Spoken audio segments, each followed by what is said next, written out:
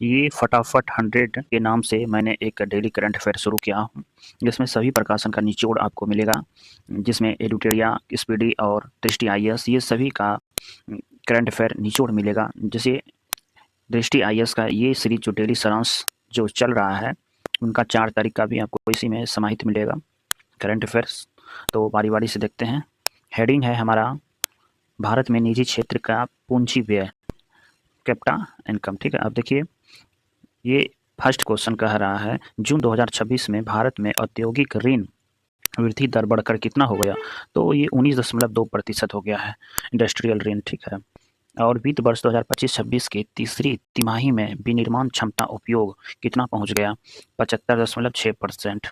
Next देखिए, वित्त वर्ष 2025-26 में सूचीबद्ध कंपनियां केंद्र और राज्यों द्वारा कुल कितना पूंजीगत व्यय किए जाने की संभावना है, तो 32 लाख करोड़। नेक्स्ट देखिए, प्रति वर्ष 1000 करोड़ से अधिक निवेश करने वाले कंपनियों की संख्या 2012 के 91 से बढ़कर 2026 में कितनी हो गया, ये 168 कंपनी हो गया।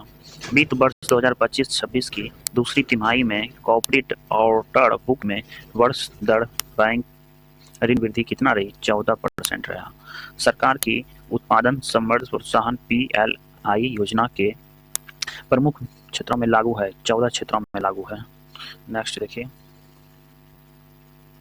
पूर्व पूंजी व्ययगत चक्र 2003 से 2020 में बैंक का GNPA मार्च 2018 में किस उच्चतम स्तर पर पहुंच गया था, 11.8% पहुंच गया था। वर्तमान पूंजीगत व्यय चक्र 2023 से आगे के तहत वित्त वर्ष 2025-26 में बैंकों का GNPA घटकर कितना रह गया, 2.1% रह गया। नेक्स्ट देखिए, जून 2026 में भारत का ऋण जमा अनुपात डेबिट क्रेडिट डिपॉजिट रेशियो कितना दर्ज किया गया, 82.6% दर्ज किया गया। जुलाई 2026 तक FPI विदेश पोर्टफोलियो निवेश बहिष्कार के कारण बाजार से कितनी राशि निकली, 2.54 लाख करोड़ निकल गया। ठीक है, विदेशी। अब देखिए इसमें नेक्स्ट क्या कर रहा है, 500 करोड़ से अधिक की परियोजनाओं के लिए किस विभाग के परियोजना निगरानी समूह को सुदृढ़ करने का सुझाव दिया, तो DPIIT उद्योग और आंतरिक व्यापार संवर्धन विभाग ने। एक क्वेश्चन 12 नंबर, राष्ट्रीय रसद नीति के तहत 2022-2030 तक रसद लागत को GDP के 13 से 14 से घटकर कितना करने का लक्ष्य है, 8% करने का लक्ष्य है। ये क्वेश्चन दोबारा देखते हैं हम लोग। ये कह रहा है राष्ट्रीय रसद नीति के तहत 2030 तक लागत को GDP के 13 से 14% से घटाकर कितने आने का लक्ष्य है, 8%। ये बहुत इंपॉर्टेंट क्वेश्चन था। भाग 2 का हेडिंग देखिए, भारत के ऊर्जा विभाग का नया युग नीति। इसके तहत प्रश्न इंपॉर्टेंट बने हुए हैं।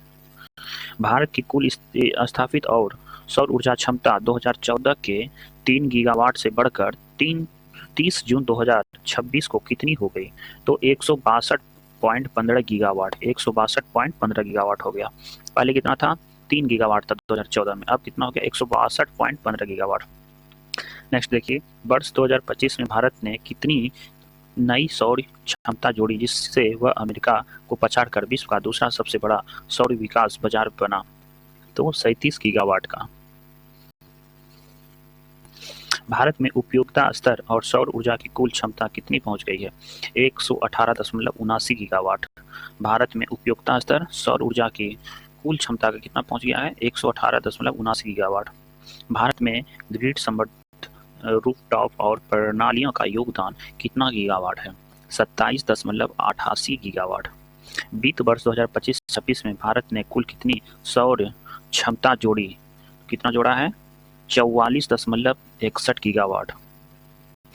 नेक्स्ट देखिए 18 नंबर, भारत में घरेलू और मॉड्यूल विनिर्माण क्षमता मार्च 2014 के 2.3 गीगावाट से बढ़कर 2026 में कितना हो गया, लगभग 172। पहले कितना था, 2.3 गीगावाट, अब कितना हो गया, 172, डबल डिजिट में वृद्धि हुआ है।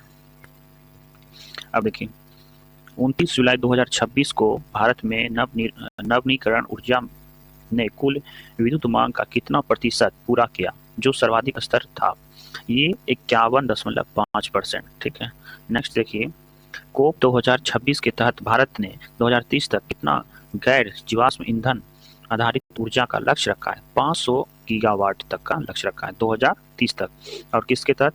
ये कोप 26 के तहत। नेक्स्ट देखिए, भारत सरकार का वर्ष 2070 तक कौन सा प्रमुख पर्यावरण लक्ष्य निर्धारित है? शुद्ध शून्य कार्बन उत्सर्जन। भारत में राष्ट्रीय और सौर मिशन के तहत 2026 से 27 के लिए नवीनीकरण ऊर्जा क्रय दायित्व आरपीओ लक्ष्य कितना है? 35.95%। वर्ष 2010 में सौर ऊर्जा का ई रिसीव नीलामी शुल्क 18 यूनिट से घटकर 2017 में कितना रह गया? 2.44 यूनिट। वर्ष 2025 में भारत में उपभोक्ता स्तरीय और सौर ऊर्जा की समतुल्य ऊर्जा लागत LCOC कितनी रह गई? $35 मेगावाट घंटा। वैश्विक ऊर्जा कितना है? 44, ये डॉलर में है, मेगावाट घंटा से कम। अभी देखिए, एशिया का सबसे बड़ा भादला सौर पार्क कहाँ है? ये राजस्थान में है। भादला सौर पार्क की कुल क्षमता कितनी है? इसकी क्षमता है 2245 मेगावाट। 2245 मेगावाट। कौन सा है? भादला सौर पार्क कहाँ है? राजस्थान में। नेक्स्ट देखिए, इंपॉर्टेंट क्वेश्चन है, रीवा सौर पार्क कहाँ है? मध्य प्रदेश में। रीवा सौर पार्क कहाँ है? मध्य प्रदेश में। कुल उत्पादन क्षमता कितना है इसका? 750 मेगावाट। याद रखिएगा, रीवा मध्य प्रदेश से है। नेक्स्ट देखिए, सौर पार्क योजना के तहत फरवरी 2026 तक देश में कितनी स्वीकृति क्षमता वाले 54 पार्क को मंजूरी दी जा चुकी है? तो 39,188 मेगावाट। 39,188 मेगावाट 54 पार्कों को मंजूरी दी गई है। नेक्स्ट, भारत में सौर ऊर्जा क्षमता में अग्रणी 3 राज्य कौन कौन से हैं? तो फर्स्ट नंबर पे है गुजरात, सेकेंड नंबर पे राजस्थान, थर्ड मध्य प्रदेश। गुजरात, राजस्थान, मध्य प्रदेश। गुजरात का क्या है? 1200 के आसपास मेगावाट। ये है 12,000 गुजरात और 10,000 राजस्थान। मध्य प्रदेश 4,000 के रेशियो में। ठीक है, याद रखिएगा। नेक्स्ट देखिए, फरवरी 2026 में हरित ऊर्जा गलियारे में कितने मेगावाट क्षमता के विद्युत निष्कासन का सक्षम बनाया है? तो 24,567। ठीक है, हरित ऊर्जा गलियारे के तहत। ठीक है। और 3 नंबर देखिए, भाग 3 नंबर हेडिंग, पीएम सूर्य घर व पीएम कुसुम योजना, इसके तहत क्या क्या आने वाला है? प्रश्न एग्जाम में देखिए, पीएम सूर्य घर मुफ्त बिजली योजना की शुरुआत फरवरी 2024 में कितने करोड़ रुपए की परिव्यय के साथ दी गई थी? उत्तर 75,000 करोड़। पीएम सूर्य घर मुफ्त बिजली योजना, पीएम सूर्य घर योजना के तहत जोड़ा जा चुका है 43 लाख से अधिक घरों को। नेक्स्ट देखिए, दिसंबर 2025 तक पीएम सूर्य घर योजना के तहत कितने लाख परिवारों को शून्य विद्युत बिल प्राप्त हुए हैं? 7.7 लाख से अधिक परिवारों को विद्युतीय बिल प्राप्त हुए हैं। ये पीएम सूर्य घर योजना के तहत बिल भी उठने लगा आजकल अब, और 7.5 के लाख के आसपास परिवारों को शून्य विद्युत बिल प्राप्त हुए हैं। कहाँ चल गया? देखिए, ये बहुत इंपॉर्टेंट क्वेश्चन है। पीएम कुसुम योजना की शुरुआत किस वर्ष हुई थी? 2019 में। पीएम कुसुम योजना का शुरुआत 2019 में हुआ था। पीएम कुसुम योजना किससे संबंधित है? सौर ऊर्जा से संबंधित, याद रखिएगा। पीएम कुसुम योजना के तहत 2026 से 27 तक कितने मेगावाट क्षमता की स्थापित करने का लक्ष्य है? 34,800 मेगावाट। केंद्रीय सहायता का कितना? 34,422 करोड़। नेक्स्ट देखिए, पीएम कुसुम योजना के तहत अब तक कितने लाख ऑफ ग्रिड सौर पंप स्थापित किए जा चुके हैं? 11.49 लाख ऑफ ग्रिड पंप तथा 15.79 लाख फीट स्तरीय पंप। नेक्स्ट, वित्त वर्ष 2025-26 में जोड़ी गई 44.61 गीगावाट सौर क्षमता में पीएम कुसुम और रूफटॉप की योजना कितना रहा? पीएम कुसुम से के तहत 7.6 गीगावाट और रूफ स्टॉप से 8.7 गीगावाट। नेक्स्ट देखिए हेडिंग, वैश्विक सौर ऊर्जा सहयोग। वैश्विक सौर ऊर्जा सहयोग से क्या बनेगा? देखिए, क्वेश्चन है, अंतर्राष्ट्रीय सौर गठबंधन ISA का गठन किस सम्मेलन COP के दौरान किया गया था? COP 21 के दौरान, और वो उसका पेरिस में हुआ था 2015 में। ठीक, भारत और फ्रांस द्वारा संयुक्त रूप से अभी तो इसमें मालिक भारत ही है। और उस समय फ्रांस के राष्ट्रपति ने बोला था कि आप जो ये अंतर्राष्ट्रीय सौर ये वाला जो ऑफिस है इंडिया में, तो इनको आप फ्रांस में शिफ्ट कर दीजिए। तो भारत के प्रधानमंत्री ने बोला ऐसा नहीं हो सकता है, क्योंकि सूर्य का जो पाथ है वो इंडिया से ही होकर गुजरता है और इंडिया में ही रहना चाहिए, वन सन वन योजना के तहत। अच्छा, नेक्स्ट देखिए, एक सूर्य एक विश्व एक ग्रिड की अवधारणा भारत द्वारा किस वर्ष प्रस्तावित की गई थी? 2018 में। ये तो आ गया। एक सूर्य एक विश्व एक grid, one sun one earth one grid, ये 2018 में किया गया था। लेकिन मीटिंग कब हुआ था? 2015 में। वन ग्रिड पहल को COP 26 2021 में किन दो देशों के नेतृत्व में शुरू किया गया? Bharat and United kingdom. Next देखिए, 40 नंबर क्या क्वेश्चन कर रहा है? भारत की अध्यक्षता के दौरान G20 देशों ने किस वर्ष तक वैश्विक नवीकरणीय ऊर्जा क्षमता को 3 गुना करने पर सहमति जताई है? वर्ष 2030 तक। नेक्स्ट देखिए, भारतीय रुपया हेडिंग, इसके अंतर्गत आने वाले प्रश्न। 41 नंबर, वर्ष 2026 में अमेरिकी डॉलर के मुकाबले भारतीय रुपये में लगभग कितना प्रतिशत अंकित मूल्यह्रास दर्ज किया गया? उत्तर है 5.8%।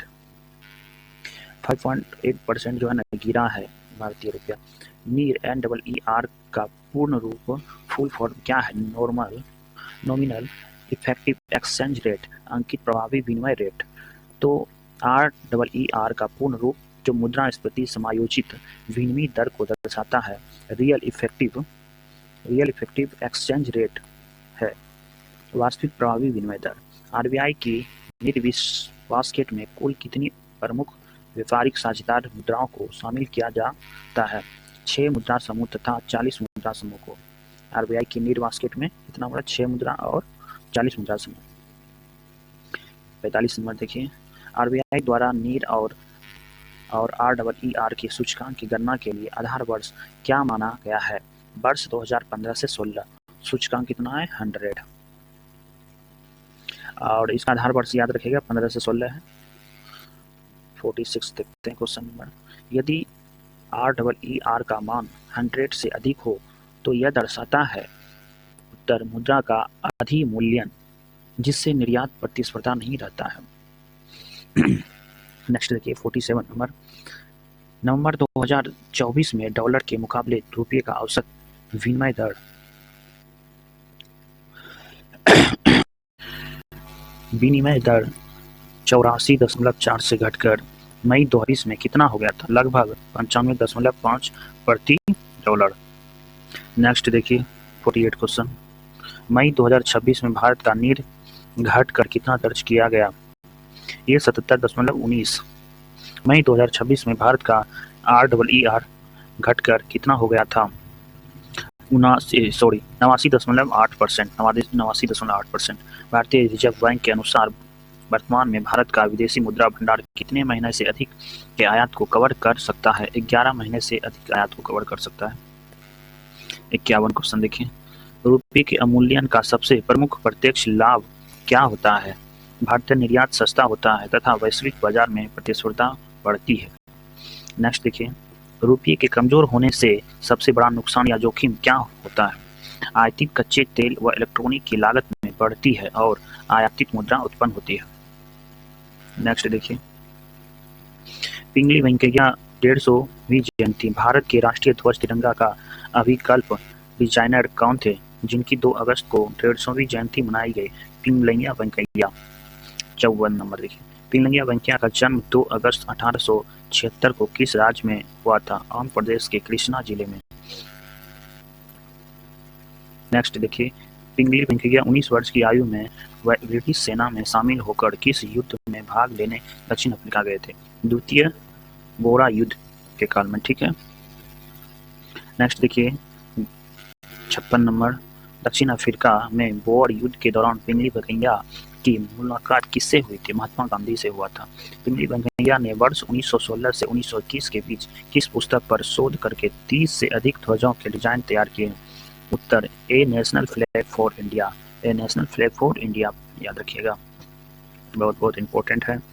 नेक्स्ट देखिए, महात्मा गांधी ने किस वर्ष विजयवाड़ा में आयोजित भारतीय राष्ट्रीय कांग्रेस के अधिवेशन में पिंगली वेंकैया के ध्वज डिजाइन को मंजूरी दी थी? 1921 में। ठीक, पिंगली वेंकैया द्वारा 1921 में बनाए गए मूल ध्वज में कौन से दो रंग थे और वे क्या दर्शाते थे? लाल हिंदू समुदाय और हरा देखते हैं हरा मुसलमान समुदाय को। गांधी जी के सुझाव पर पिंगली वेंकैया ने ध्वज में कौन सा तिरंगा रंग प्रतीक जोड़ा था? सफेद रंग। किसके सुझाव पर? गांधी जी के सुझाव पर। कौन जोड़ा था? पिंगली वेंकैया ने। कौन सा रंग जोड़ा था? तीसरा रंग क्या जोड़ा था? सफेद। अब देखिए, सफेद जोड़ा था। और चरखा प्रगति का प्रतीक है। चरखा किसका प्रतीक? प्रगति का। भारतीय संविधान सभा द्वारा पिंगली वेंकैया के डिजाइन में संशोधन कर चरखे के स्थान पर किसे शामिल किया गया? अशोक चक्र शामिल किया गया। फिर से एक बार देख लेते हैं। संविधान सभा द्वारा पिंगली वेंकैया के डिजाइन में संशोधन करके चरखे के स्थान पर अशोक चक्र 24 तिल्लियां वाला धर्म चक्र सम्मिलित किया गया। 62 नंबर देखिए। संविधान सभा द्वारा तिरंगे को भारत के राष्ट्रीय ध्वज के रूप में किस तिथि को अपनाया गया? 22 जुलाई 1947 को अपनाया गया। पिंगली वेंकैया को उनकी भूमि विज्ञान और किसी विशेषता के कारण किस उपनाम से जाना जाता है? पिट्ठी वेंकैया, कपास वेंकैया और जापानी वेंकैया। नेक्स्ट देखिए, सिफली ला दरला भारत चीन व्यापार। कोविड-19 महामारी के कारण कितने वर्षों में निलंबन के बाद अगस्त 2026 में सिलसिला दर्रे में सीमा व्यापार पुनः शुरू हुआ? 6 वर्ष के निलंबन के बाद सिलसिला दर्रा इसे कहते हैं। सिलसिला दर्रा भारत के किस राज्य और किस जिले में स्थित है? हिमाचल प्रदेश में है।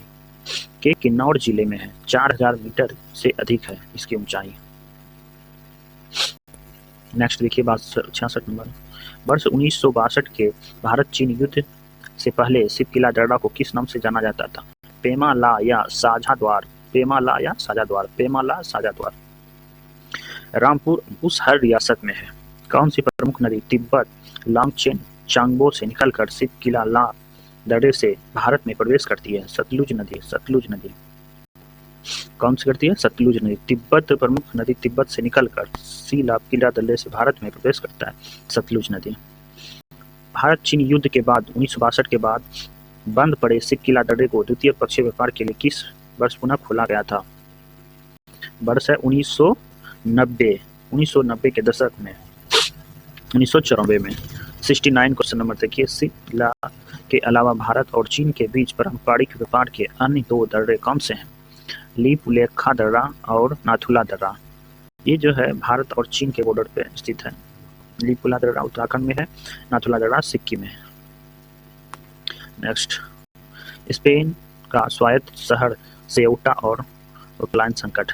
जुलाई 2026 में लगभग 60,000 प्रवासियों के अवैध के कारण चर्चा में रहा सेउटा किस देश का स्वायत्त शहर है? स्पेन का। 18.5 वर्ग किलोमीटर। सेटा कहाँ है? स्पेन का शहर, याद रखिएगा। सेटा कहाँ? स्पेन का शहर। स्वायत्त शहर सेटा की भौगोलिक स्थिति कहाँ है? उत्तरी अफ्रीका के भूमध्य तट पर है, मोरक्को के सीमा से सटे। स्वायत्त शहर सेउटा की भौगोलिक स्थिति कहाँ है? उत्तरी अफ्रीका के भूमध्य सागर के मोरक्को सीमा पे है।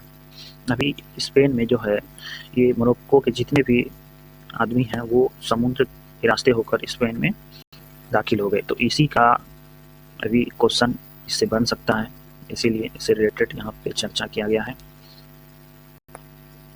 अब देखिए, अफ्रीका महाद्वीप में स्पेन के 2 स्वायत्त क्षेत्र में कौन से जो यूरोपीय संघ की एकमात्र स्थलीय सीमा बनाते हैं? सेउटा और मेलिला। सेउटा और मेलिला। सेउटा शहर किन 2 जल निकायों को जोड़ने वाला जल डमरू मध्य के पूर्वी प्रवेश द्वार को स्थित है? अटलांटिक महासागर और भूमध्य महासागर। ठीक, जिसे कहते हैं जिब्राल्टर जल संधि। मोरक्को ने किस वर्ष अपनी स्वतंत्रता के बाद स्पेन से सेउटा और मेलिला की वापसी की मांग जारी रखी है? वर्ष 1965 में, 1956 में। ठीक, भारत में लेपिडोप्टेरा का प्रथम समग्र सूचीकरण। हेडिंग 75 क्वेश्चन नंबर देखिए। आने वाले एग्जाम में ये सभी आ ही रहे हैं प्रश्न, इसलिए आपको शुरू से अंत तक देखना है। भारतीय प्राणी सर्वेक्षण JSI ने कितने वर्ष के शोधन के बाद भारत के लेपिडोप्टेरा की पहली व्यापक कैटलॉग तैयार की है? 12 वर्ष से अधिक के शोधन के बाद। लेपिडोप्टेरा कीटों के किस रंग के कार्य अंतर्गत आते हैं? तितलियां और पतंगों के अंतर्गत आते हैं। जेडएसआई द्वारा प्रकाशित लेपिडोरा सूचीकरण कितने खंडों वाली प्रामाणिक सूची है जिसे जूटेक्सा में प्रकाशित किया गया है? 22 खंडों की सूची में। जेडएसआई की रिपोर्ट के अनुसार भारत में तितलियां और पतंगों की कुल प्रजाति कितनी पाई गई है? 13,000 से 703 प्रजातियां। नेक्स्ट देखिए 79 क्वेश्चन। भारत के लेपिडोप्टेरा प्रजातियां विश्व के कुल ज्ञात कीट जैव विविधता का कितना प्रतिशत प्रतिनिधित्व करती है? लगभग 8.25%। भारत में पाई जाने वाली लेपिडोप्टेरा प्रजातियों में सर्वाधिक 2,205 प्रजातियां किस महापरिवार से संबंधित हैं? जियोमेट्रोड्रिया, जिससे 2100 जियोमेट्रेट्रेट शामिल हैं। परिस्थिति तंत्र में लेपिडोप्टेरा तितलियां और पतंगे मुख्य रूप से किस भूमि में कार्य करता है? परागकणकर्ता। केरल में लेप्टोस्पाइरोसिस का प्रकोप है। नेक्स्ट देखिए 82 नंबर। मानसून और मानसूनोत्तर काल के दौरान केरल में किस संक्रमण बीमारी का प्रकोप अधिक देखा गया है? लेप्टोस्पाइरोसिस। लेप्टोस्पाइरोसिस किस प्रकार का रोग है? यह किस रोगाणु के कारण होता है? यह एक जूनोटिक रोग है जो लेप्टोस्पाइरो वंश के सर्पिली जीवाणु से होता है। नेक्स्ट देखिए लेप्टोस्पाइरोसिस जीवाणु के मुख्य वाहक और प्राकृतिक जलाशय कौन से जीव होते हैं? और ऊतक, चूहे, मवेशी, सुअर, कुत्ते और भेड़ बकरी। मनुष्य में लेप्टोस्पाइरोसिस का संक्रमण मुख्य रूप से किस माध्यम से फैलता है? दूषित जल, मृदा या संक्रमित पशुओं के मूत्र के प्रत्यक्ष संपर्क से, त्वचा के घाव और श्लेष्मा झिल्ली द्वारा। लेप्टोस्पाइरोसिस के गंभीर संक्रमण के रूप में किस नाम से जाना जाता है जिसमें पीलिया और अंग विफलता हो सकती है? Bells syndrome. लेप्टोस्पाइरोसिस की गंभीर लक्षण में कौन सी स्थितियां शामिल होती है? मेनिंजाइटिस, दिमागी बुखार, फुफ्फुसिया रक्तस्राव और यकृत गुर्दे की विफलता। 88 क्वेश्चन देखिए। इंसानों में लेप्टोस्पाइरोसिस के लक्षण आमतौर पर संक्रमण के कितने दिनों बाद दिखाई देते हैं? 5 से 14 दिन बाद। सिर दर्द, ठंडा लगना, मांसपेशियों में दर्द।